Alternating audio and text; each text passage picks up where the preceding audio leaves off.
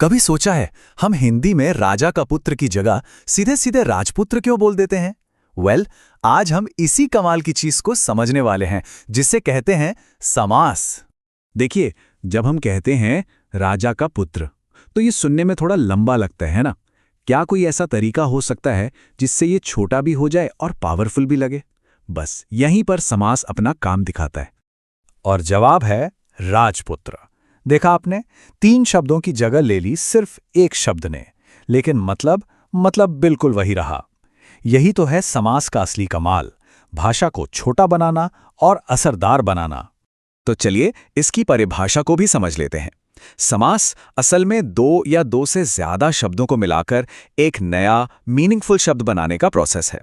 और इसका मकसद सिर्फ एक है, अपनी बात को कम से कम शब्दों में ज्यादा से ज्यादा असर के साथ कहना। तो आज हम क्या क्या देखने वाले हैं? पहले तो समझेंगे कि ये शब्दों को जोड़ने की पावर क्या है, फिर इसके मेन कंपोनेंट्स को जानेंगे। इसके बाद समास के जो 6 टाइप हैं उन पर बात करेंगे, तत्पुरुष और उसके परिवार को देखेंगे, फिर तुलना, संख्या और जोड़ों वाले समास, और आखिर में कुछ स्पेशल केसेस पर भी नजर डालेंगे। तो चलिए शुरू करते हैं। सबसे पहले ये समझते हैं कि आखिर ये समास है क्या और ये कैसे हिंदी को इतने सुंदर और इतने सटीक शब्द देता है। अच्छा, किसी भी समास को अगर ठीक से समझना है ना, तो उसके 2 बहुत जरूरी हिस्सों को जानना होगा। एक है पूर्व पद और दूसरा है उत्तर पद। चलिए देखते हैं कि ये आखिर हैं क्या। देखिए, हर सामासिक शब्द यानी जो शब्द समास से बना है उसके 2 हिस्से होते हैं। जो पहला हिस्सा है उसे हम कहते हैं पूर्व पद, और जो दूसरा हिस्सा है वो है उत्तर पद। एक उदाहरण से समझते हैं, जैसे माता पिता। इसमें माता हो गया पूर्व पद और पिता हो गया उत्तर पद। बहुत सिंपल है, लेकिन ये कॉन्सेप्ट आगे बहुत काम आने वाला है, तो इसे ध्यान में रखिएगा।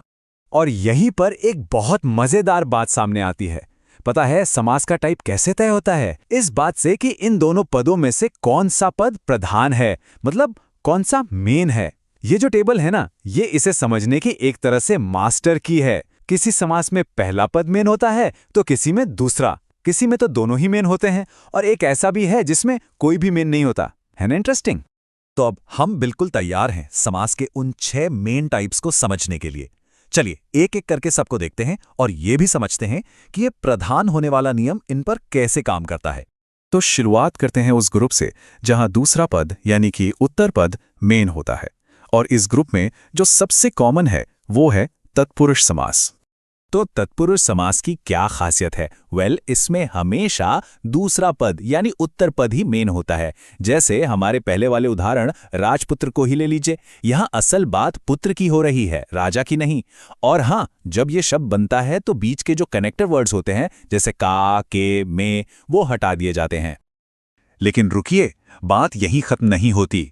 तत्पुरुष समास के भी अपने टाइप्स होते हैं, और ये इस बात पर डिपेंड करता है कि कौन सा शब्द छिपा हुआ है। जैसे युद्ध भूमि का असली मतलब क्या है? युद्ध के लिए भूमि, तो यहां के लिए शब्द छिपा हुआ है ना? इसी आधार पर इसके अलग अलग भेद होते हैं। चलिए अब आगे बढ़ते हैं और कुछ और जरूरी टाइप्स को देखते हैं। अब हम बात करेंगे कर्मधारय, द्विगु और द्वंद्व समास की। अच्छा, कर्मधारय और द्विगु, इन दोनों में एक बात कॉमन है, दोनों में दूसरा पद ही मेन होता है। लेकिन इनमें एक बहुत बड़ा फर्क है। कर्मधारय में जो पहला पद होता है वो दूसरे की विशेषता बताता है, एक तरह से एडजेक्टिव का काम करता है। जैसे नील कमल, मतलब नीला है जो कमल। वहीं दूसरी तरफ द्विगु की पहचान बहुत आसान है। इसका पहला पद हमेशा हमेशा एक नंबर होगा, जैसे चौराहा, मतलब 4 राहों का समूह। अब आते हैं द्वंद्व समास पर, और ये शायद सबसे आसान है।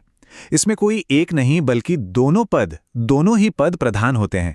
दोनों की इंपॉर्टेंस बराबर होती है। जैसे माता पिता, इसमें माता और पिता दोनों ही बराबर महत्वपूर्ण हैं, और इनको पहचानना भी काफी आसान होता है। अक्सर इनके बीच में एक छोटा सा हाइफन लगा होता है।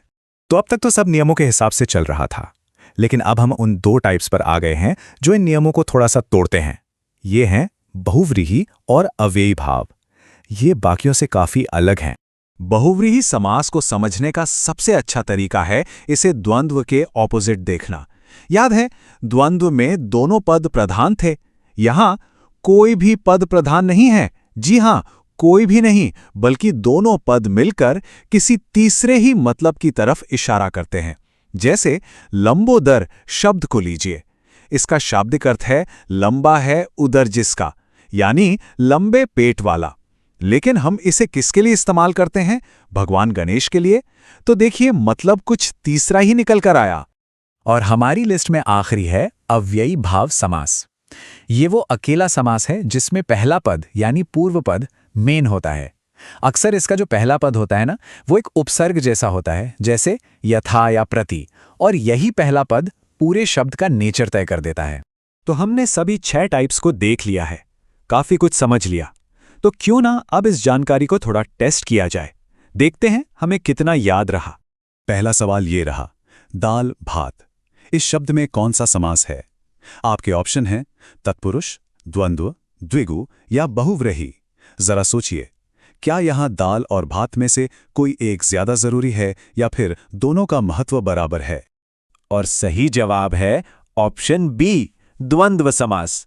बिल्कुल, क्योंकि यहां दाल और भात दोनों ही पद प्रधान हैं, दोनों का महत्व एकदम बराबर है। चलिए एक और सवाल, जिस समास का पहला पद संख्यावाचक हो, मतलब एक नंबर हो, उसे क्या कहते हैं? ये तो काफी आसान होना चाहिए, अभी अभी हमने इस पर बात की थी। और सही जवाब है ऑप्शन डी, द्विगु समास। बिल्कुल सही, इसकी पहचान ही यही है, पहला पद हमेशा एक नंबर होगा। तो अब जब समास का ये रहस्य खुल चुका है, एक सवाल सोचने के लिए छोड़ जाते हैं।